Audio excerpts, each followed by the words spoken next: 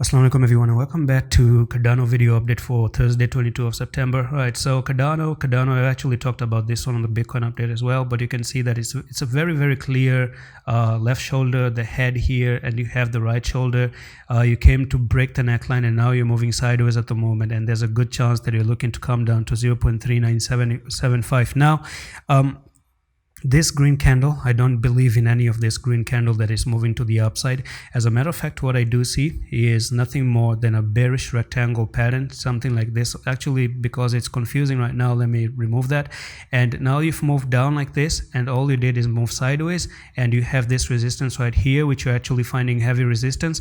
And this sideways consolidation is nothing more than a bearish rectangle. So let's go on to Google right there, and we're going to actually write in here bearish rectangle pattern right over there, and I'm going to open up the images. So here's the images. This is how it looks like. So when you move to the downside, and you can see downtrend, and they say stuck in a box. So this one is stuck in a box, just the same way as the Cardano is stuck in a box right there.